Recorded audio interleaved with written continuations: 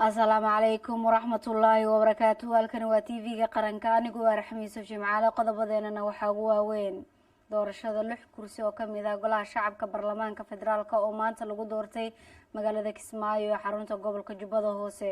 Ra'iisul Wasaaraha xukuumadda federaalka oo bogaadiyay guddiga doorashada dowlad goboleedka Jubbaland kulan looga hadlay waxyaabaha u qabsoomay waxyaha kala duwan ee dowladda hoose xamar oo lagu qabtay magaalada caasimadda ah ee Muqdisho. wararka dibadana waxaa ka mid noqonaya Israa'iil diyaaradaheeda oo duqeymo ka geysta Suuriya qodobada ay qodobo kale goordhow insha Allah.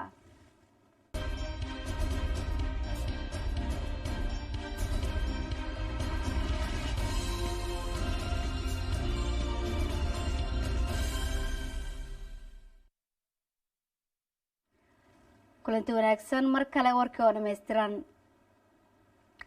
doorashada 6 kursi oo ka mid noqonaya golaha shacabka baarlamaanka federaalka oo deegaan doorashadu tahay magaalada Kismaayo ayaa maanta lagu doortay magaalada Kismaayo ee xarunta gobolka Jubbada Hoose sidoo ku soo waramayo wariyaha warbaahinta qaranka ee Kismaayo Qadar Imaan Dhaqane. guddiga doorashooyinka dowlad goboleedka Jubbaland ayaa 6 kursi oo ka mid ah kuraasta golaha shacabka deegaan doorashaduna ay tahay dowlad goboleedka Jubbaland waxay doorashadoodu ay ku qabteen magaalada Kismaayo ee xarunta gobolka Jubbada Hoose. 6 kursi oo lagu doortay magaalada Kismaayo ayaa kursiga koowaad waxa ku guuleystay Xamse Cabdi Barre oo helay 69 cod halka musharrixii la tartamay oo lagu magacaabo Axmed Maxamed oo helay 17 cod waxaana khasaaray 15 cod sida ay xaqiijiyeen guddiga doorashooyinka ee dowlad goboleedka Jubbaland. waxaa soo kaleeto kursiga labaad ku guuleystay Cabdirashiid Jirre Qalinle oo helay codad gaaraya 75 cod halka musharrixii la tartamay oo lagu magacaabo Siyaad Aadan Iidle oo helay 20 cod. waxaa soo kaleeto kursiga saddexaad ku guuleystay Xasan Cabdi Ismaaciil Xasan Frimbi wuxuuna helay codad gaaraya 71 cod halka musharrixii la tartamay oo lagu magacaabo Maxamed Faarax oo helay 20 cod. doorashadan oo ahayd mid si dardar leh ku socota ayaa sidoo kale kursiga afraad waxaa ku guuleystay Maxamed Cali Cumar oo helay 76 cod halka musharrixii la tartamay oo lagu magacaabo Ibraahim Cabdulle Ibraahim oo helay 19 cod. waxaa sidoo kale labadii kursi ee ugu dambeeyay doorashada ku soo kala baxay Maryan Abees Jaamac oo heshay 83 cod iyo Sahra Jaamac Cali oo heshay 97 cod kadib markii u tanaasushay musharaxadii kale ee la tartamaysay oo lagu magacaabo Fartuun Axmed Yuusuf waxaana Sahra ku guuleysatay cod gacantaag ah. markii soo gabagabowday doorashada 6 kursi ayaa waxa warbaahinta la hadlay gudoomiyaha guddiga doorashooyinka ee dowlad goboleedka Jubbaland Siyaad Maxamed Mursal wuxuuna ku dhawaaqay natiijada doorashada. Xamse Cabdi Barre wuxuu ku guuleystay 69 cod. Axmed wuxuu ku guuleystay 17 cod. 15 codna way halowday. marka wadartii aan isu geyno labada tartame waxaa kursigaas 203 ku guuleystay Xamse Cabdi Barre. kursigan hob 82 waxay ahaayeen Cabdirashiid Jirre iyo Siyaad. Siyaad wuxuu helay 20 cod. Cabdirashiid Jirre Qalinle wuxuu helay 75 cod.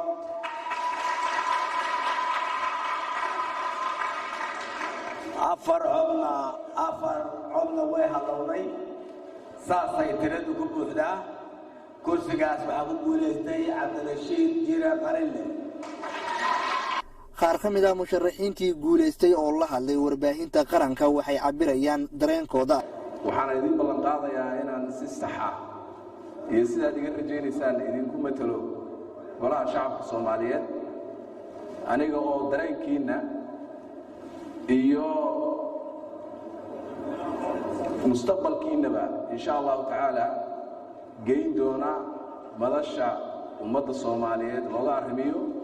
waxaan leenahay ilaahay noo fududeeyo wadankeena ilaahay nabad iyo barwaaqo الله وكيل السلام عليكم. أنا آدي ugu faraxsanahay inaad isiisaan codkiinnii oo maxay ahayd aan si kalsooniya ku soo baxay ballanna qaadaya inaan u shaqayn doono Jubbaland iyo maxay ahayd dadka iyo dalkaba. waxaan idin ballan qaadayaa inaan noqon xildhibaan maanta aad doorateen oo 4 sano kadib xildhibaanada idin ka soo raadsada aan si wada jira u wada shaqeyno muddada aad xilkii eegmateen haddii ay beedno waadna mahadsantihiin. Khadar Iimaan Dhaqane warbaahinta qaranka Kismaayo. Ra'iisul Wasaaraha Xukuumadda Federaalka Soomaaliya ayaa bogaadiyay guddiga doorashada dowlad goboleedka Jubbaland. Ra'iisul Wasaaraha Xukuumadda Federaalka Mudane Maxamed Xuseen Rooble ayaa ugu hambaliyay guddiga doorashada dowlad goboleedka Jubbaland, guddiga doorashada heer federaal iyo madaxweynaha dowlad goboleedka Jubbaland Mudane Axmed Maxamed Islaam Axmed Madoobe bilaabista doorashada golaha shacabka ee maanta ka bilaabatay magaalada Kismaayo isagoo ku adkeeyay guddiga doorashooyinka in doorashada ay noqoto mid daahfuran oo waafaqsan habraacyada doorashooyinka. Ra'iisul Wasaaraha ayaa sidoo kale u hambaliyay xildhibaanada maanta la doortay oo u rajeeyay inuu eeba ku garab galo mas'uuliyadda loo idmaday. kulan looga hadlayay waxyaabaha u qabsoomay waxyaha kala duwan ee dowladda hoose ee Xamar ayaa lagu qabtay magaalada caasimadda ah ee Muqdisho. Gudoomiye ku-xigeenka maamulka iyo maaliyadda gobolka Banaadir Mudane Cabdulqaadir Maxamuud Caanaboore ayaa tilmaamay in maamulka gobolka ay ka go'an tahay xoojinta dakhliga iyo sidoo kale mashaariicda waxtarka u leh dowladda hoose. Bismillahir Rahmaanir Rahiim. Kulankeena maanta waxa uu ku saabsanaa waxaa ka soo qayb galay oo la kulanay ugu horeyn howlwadeennada waaxda adeegyada iyo agaasinka dakliyada. Ujeedkuna wuxuu ahaa in aan iska xog warsano sanadkan aan ku jirnay dhamaadka ah ee dabayaaqada ah waxqabadkeeni sida uu ahaa, sidii loo shaqeeyay, maxaan ka gaabinay, maxaan gaarnay, maxaan naga qaldamay, maxaan noo saxmay inaan iska warsano iyo inaan u diyaar garowno sanadkan cusub ee 2000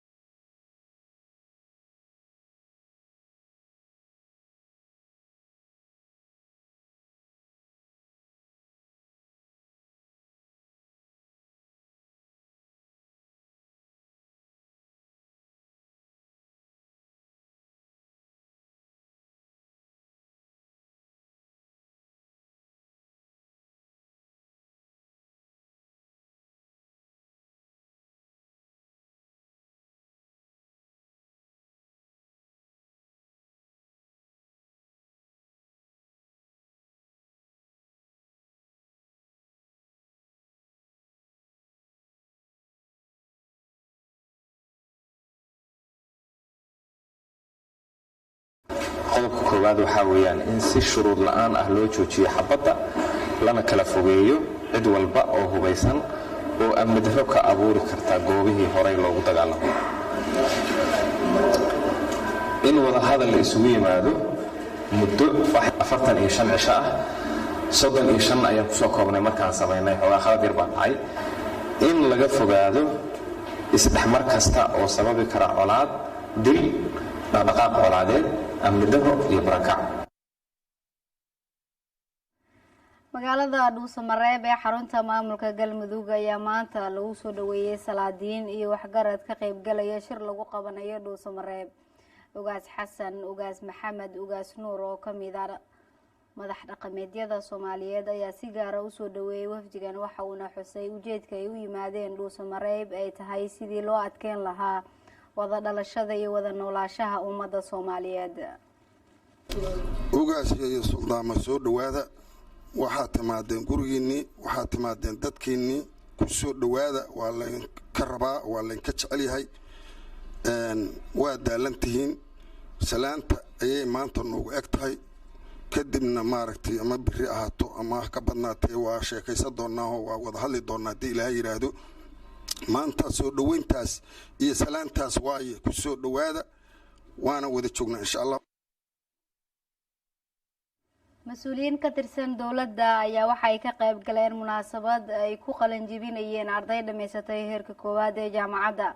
wasiirka wasaaradda diinta iyo awqaafta xukuumadda federaalka Soomaaliya mudane Cumar Cali Rooble ayaa ku bogaadiyay ardayda u soo dhabar adeegay in ay dhameystaan heerkooda waxbarashada ee koowaad. waxa uu nagu baaqay inay ka fogaadaan waxyaabaha maanka dooriya oo ku soo badanaya caasimadda.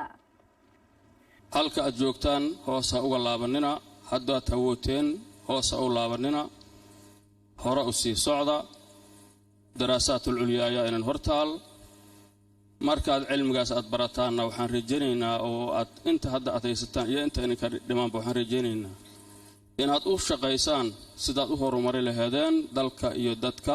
waxaan rabnaa inaan iska kaashano laba shay inaan iska kaashanaan u baahana. si gaara wasaaraddu waxay jaamacadda marti uga tahay fawaaxishta iyo munkaraadka waddanka ku soo batay inaad ku garab istaagtaan ayaan idinka doonaynaa. warka habeen ee TV-ga qaranka ayaa daawaneysaan. iminka warka dibadda. diyaaradaha Israa'iil ayaa waxa ay duqeymo ka geysteen Suuriya. diyaaradaha dagaalka Israa'iil ayaa duqeyn xagga cirka ah waxa ay ka geysteen dekedda Latakiya ee dalka Suuriya, taa oo sababtay waxyeelo kala duwan sida ay warbaahinta u sheegeen mas-uuliyiin ka tirsan dowladda. duulaanka dhanka cirka ayaa ah kii labaad oo dhaca bil gudaheed, ayaana yimid kadib markii abaaro 3:20 ilaa 5:21 saacada dalkaasi, iyadoo oo diyaaradaha dagaalka ay dhul gantaal ay ku tuureen jihada badda Mediterranean-ka. weerarkaasi ayaa lala beegsaday dekedda Latakiya, sidoo kalena la burburiyay dhismayaal, la dego dukaamo iyo wejiga hore ee isbitaalka sida ay warbaahinta ay ku soo waramayaan. xafiiska warbaahinta dowladda Suuriya ayaa waxa ay sheegeen in adeegyada degdega ah ay xakameeyeen dab ka kacay aaga kaydka konteenarada iyo dekedda. guudaan warkii habeen oo idinkaga imaanayay TV-ga qaranka waa inaga inta. anigoo Raxmayso Jimcaale ayaa idin warramay. waad ka mahadsantihiin daawashada warkeena.